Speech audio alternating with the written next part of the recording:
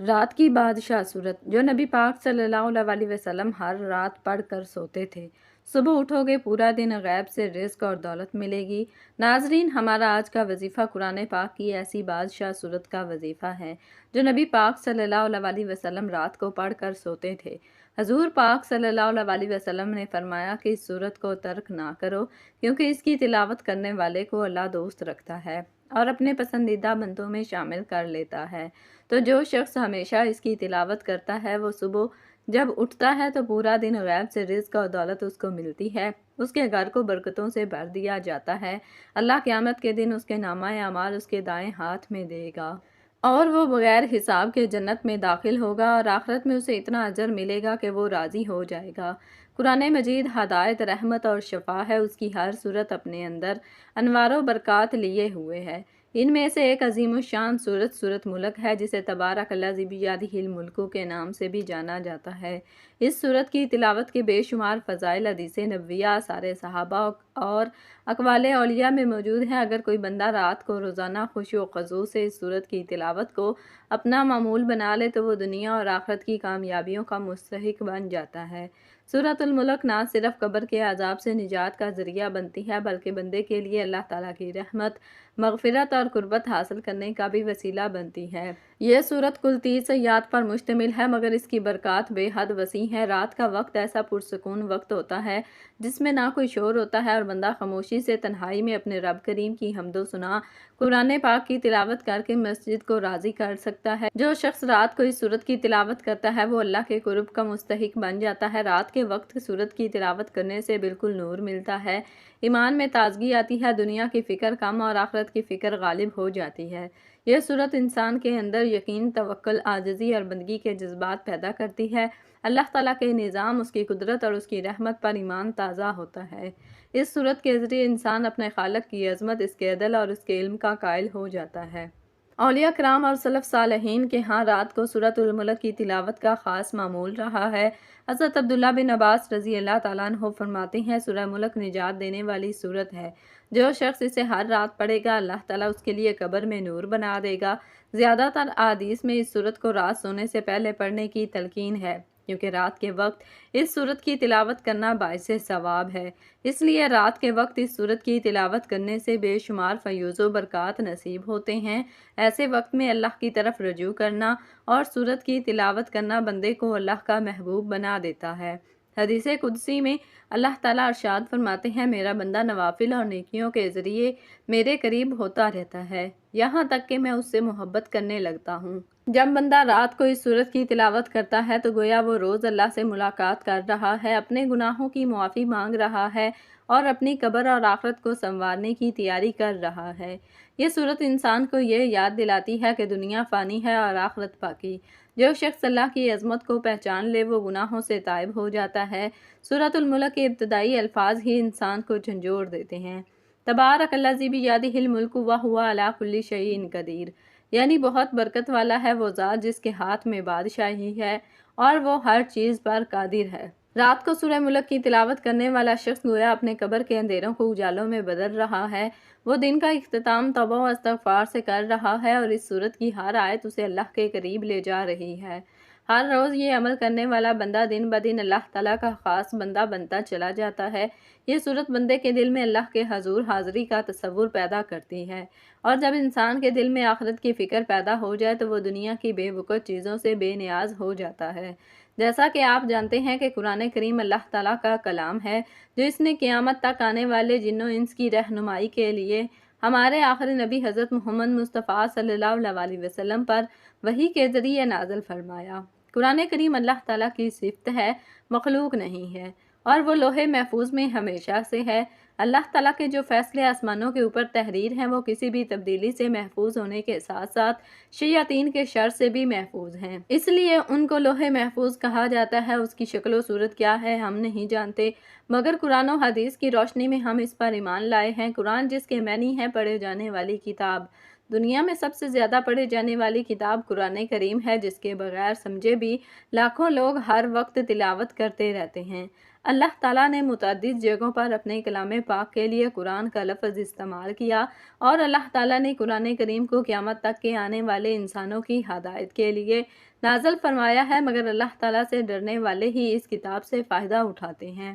ماہ رمضان کی ایک بابرکت رات لیلۃ القدر میں اللہ تعالیٰ نے لوح محفوظ پر آسمان دنیا پر قرآن کریم نازل فرمایا، اور اس کے بعد حسب ضرورت تھوڑا تھوڑا حضور اکرم صلی اللہ علیہ وسلم پر نازل ہوتا رہا، اور تقریباً 23 سال کے عرصے میں قرآن کریم مکمل ہوا۔ قرآن کریم کا تدریجی نزول اس وقت شروع ہوا جب آپ صلی اللہ علیہ وسلم کی عمر مبارک 40 سال تھی، اور قرآن کریم کی سب سے پہلی جو آیت غار حرا میں اتری وہ سورۃ العلق کی ابتدائی آیات ہیں۔ اس پہلی وحی کے نزول کے بعد 3 سال تک وحی کے نزول کا سلسلہ بند رہا۔ 3 سال کے بعد وہی فرشتہ جو غار حرا میں آیا تھا آپ صلی اللہ علیہ وسلم کے پاس، اور سورۃ المدثر کی ابتدائی چند آیات آپ پر نازل فرمائیں۔ اس کے بعد حضور اکرم صلی اللہ علیہ وسلم کی وفات تک وحی کے نزول کا تدریجی سلسلہ جاری رہا۔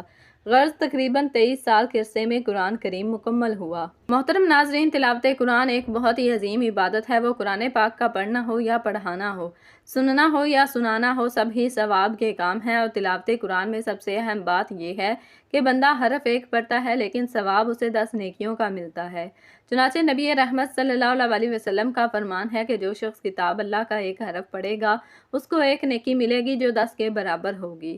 حضور اقدس صلی اللہ علیہ وسلم نے فرمایا کہ بندے قرآن کے سوا کسی چیز سے خدا کا اتنا قرب حاصل نہیں کر سکتے جتنا قرآن مجید سے، یعنی تلاوت قرآن سے قرب حاصل کر سکتا ہے۔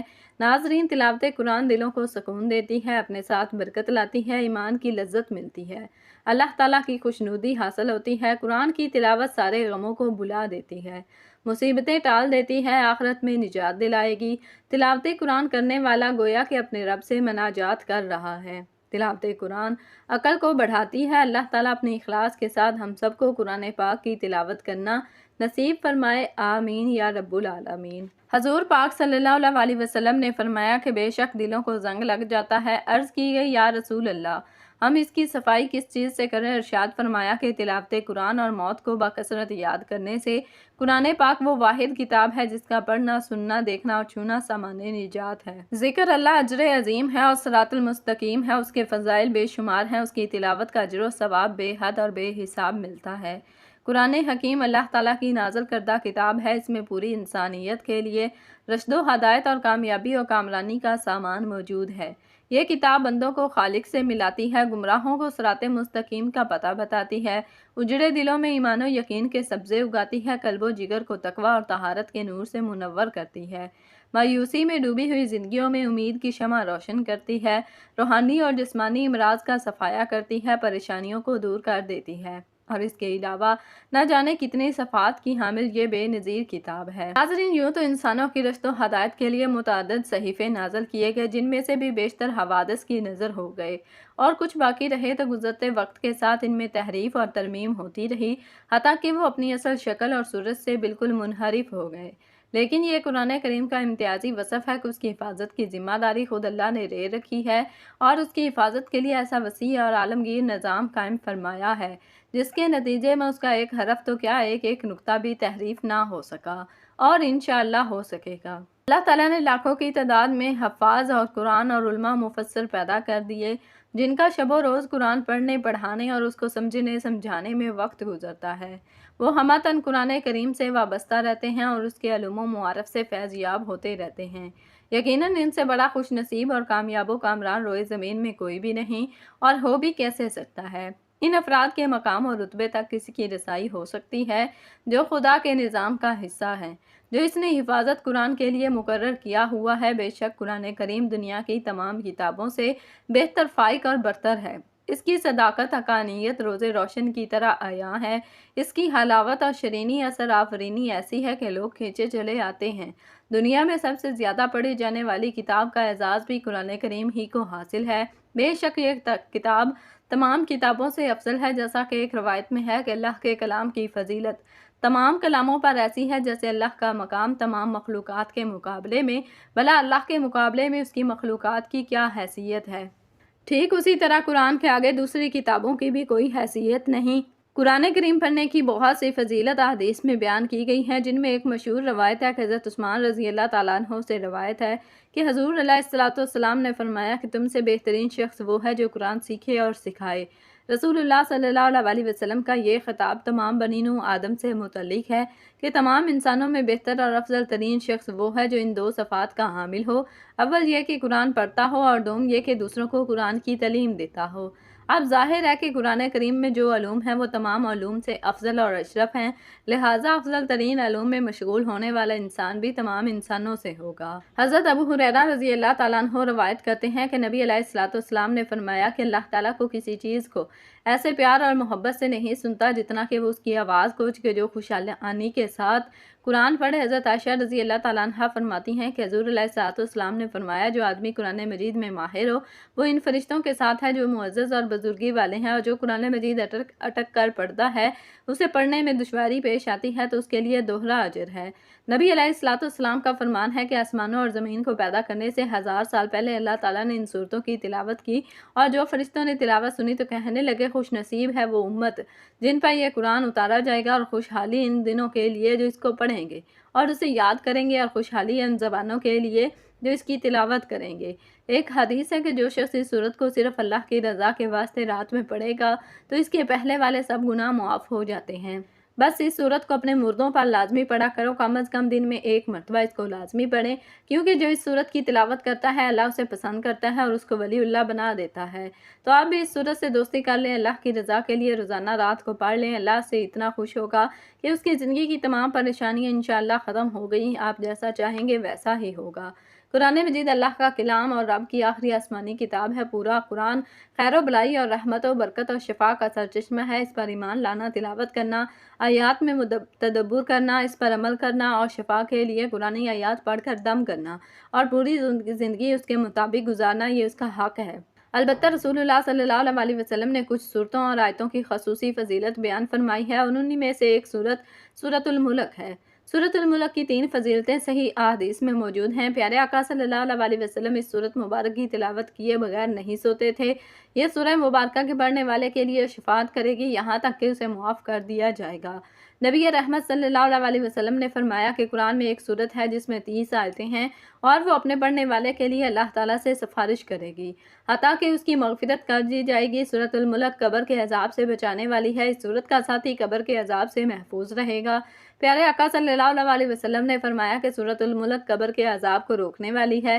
اس سورت کو سونے سے پہلے پڑھنے کی تلقین ہے، چونکہ نیند موت کی طرح ہے، بلکہ اللہ کے رسول صلی اللہ علیہ وسلم نے سونے کی دعا میں نیند کو موت قرار دیا ہے۔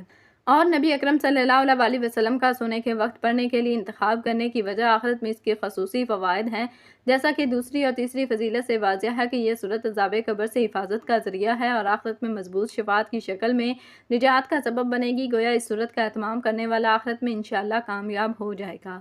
ناظرین، سورہ ملک کی فضیلت کا تقاضا ہے کہ ہم اس سورہ مبارکہ کو پڑھنے کا اہتمام کریں، اور رات کو سونے سے پہلے اسے پڑھنے سے اس کی فضیلت اور بھی زیادہ ہے، جیسا کہ پیارے آقا صلی اللہ علیہ وسلم کا معمول تھا۔ اس سورت کی اہمیت کا راز کیا ہے؟ یہ قابل غور پہلو ہے۔ جب ہم اس سورت کی آیات پر غور کرتے ہیں تو ہمیں پتہ کہ یہ سورت رب العالمین کی عظمت، بادشاہت، قدرت اور ربوبیت کی تعلیم پر مشتمل ہے۔ اس سے بندے کے دل میں خالق و مالک کا خوف اور اللہ کی تعظیم پیدا ہوتی ہے۔ اس سورہ مبارکہ میں اللہ تعالیٰ نے تنہائی میں خوف الہی کے فوائد کا ذکر کرتے ہوئے فرمایا کہ بے شک جو لوگ اپنے پروردگار سے غائبانہ طور پر ڈرتے رہتے ہیں ان کے لیے بخشش ہے اور بڑا اجر و ثواب ہے۔ ناظرین، سورہ ملک کے چند اہم پیغامات درج ذیل ہیں۔ برکت یعنی خیر میں اضافہ اور دوام ہمیشہ رب کی طرف سے ہے۔ نعمتوں میں برکت کرنا صرف رب کا کام ہے، لہٰذا برکت کے حصول کے لیے صرف رب العالمین سے رجوع کرنا چاہیے۔ زمین و آسمان کا خالق و مالک اور مدبر اللہ تعالیٰ ہے، وہ شہنشاہ ہے، اس لیے اس سے محبت کرنا اور اس سے ڈرنا ہی سمجھداری اور سعادت مندی ہے۔ زندگی کا مقصد رب سے ڈرنا ایک عظیم عبادت ہے۔ دنیاوی امور کرنا، تنہائی میں رب سے ڈرنا ایک عظیم عبادت ہے جس پر مغفرت اور بڑے اجر کا وعدہ کیا گیا ہے۔ دنیاوی امور دوسری چیزوں میں مشغول ہو کر آخرت کو فراموش نہیں کرنا چاہیے، کیونکہ دنیا زوال پذیر ہے، تمام اور ہمیشہ کی صرف آخرت کے لیے ہے۔ کائنات میں موجود آیات الہی مثلا زمین و آسمان، سورج، چاند، مختلف قسم کے پھل پھول، اناج، پیڑ اور پودے وغیرہ پر فکر کرنا چاہیے تاکہ رب کی تعظیم پیدا ہو، کیونکہ مخلوق کی عظمت خالق کی عظمت کی دلیل ہے۔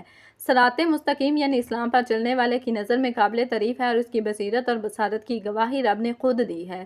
اللہ نے ہمیں پیدا کیا، کان، آنکھیں، دل عطا فرمایا تاکہ ہم شکر ادا کریں، اور ہر نعمت کا تقاضا ہے کہ ہم اپنے رب کا شکر ادا کریں۔ ایمان اور توکل ہدایت کی پہچان ہے۔ اہل ایمان کا سب سے مضبوط وصف اور سہارا ہے۔ اس کے برعکس شرک اور رب سے دوری کھلی گمراہی ہے۔ قیامت کا علم صرف اللہ کو ہے، یہ اللہ کے وسیع علم کی دلیل ہے، بلکہ اللہ تعالیٰ پوشیدہ خیالات کو بھی جانتا ہے۔ ناظرین، یہ صورت اہل ایمان کو بندگی کے آداب سکھاتی ہے، اور ایمان، عمل صالح، خشیت الہی اور جنت و جہنم پر ایمان، اور رب کی شکر گزاری، غور و فکر، استقامت الدین، توکل اللہ اور رب العالمین سے ہمیشہ ڈرنے اور محبت کرنے کی تعلیم دیتی ہے۔ اللہ تعالیٰ ہمیں ہر رات اس سورہ مبارکہ کی تلاوت کرنے کی توفیق عطا فرمائے، آمین۔ ناظرین، دنیا میں عمومی طور پر انسان مالی پریشانیوں میں جکڑا ہے، لیکن اس کا حل بھی قرآن مجید میں موجود ہے۔ سورۃ الملک کی تلاوت کرنے سے نہ صرف آپ کے رزق میں کشادگی ہوگی بلکہ قرضوں سے بھی نجات مل جاتی ہے۔ اسی طرح اور بھی کچھ فوائد ہیں۔ نمبر 1، رزق کی فراغی کے لیے ہر روز رات کو سورۃ الملک پڑھیں، اول آخر 11 مرتبہ درود پاک پڑھیں۔ روزانہ رات کو یہ وظیفہ بلا ناغہ پڑھنے کا معمول بنا لیا جائے تو رب کے فضل و کرم سے کبھی رزق میں کمی واقع نہ ہوگی، اور اللہ تعالیٰ کے پسندیدہ بندوں میں آپ شمار ہو جائیں گے۔ اللہ تعالیٰ آپ کو اپنا دوست بنا لے گا۔ نمبر 2، غربت، تنگ دستی اور افلاس دور کرنے کے لیے ہر جمعہ کو عشاء کی نماز پڑھ کر مصلی پر بیٹھیں اور اول آخر 11 بار درود پاک پڑھیں۔ درمیان میں 3 مرتبہ سورہ ملک پڑھیں، پھر رب تعالیٰ سے دعا مانگیں اور کسی سے بات چیت نہ کریں۔ حق تعالیٰ نے چاہا تو چند ہی دنوں میں اس پر خدا کا بے انتہا انعام و کرام ہو جائے گا۔ نمبر 3، دکان کاروبار میں برکت کے لیے باوضو حالت میں اول آخر 11 بار درود پاک پڑھیں اور پھر 7 مرتبہ سورہ ملک پڑھ کر اپنی دکان کے مال پر دم کریں۔ اللہ نے چاہا تو دکان خوب چلے گی اور گاہک وافر مقدار میں دکان پر آئیں گے۔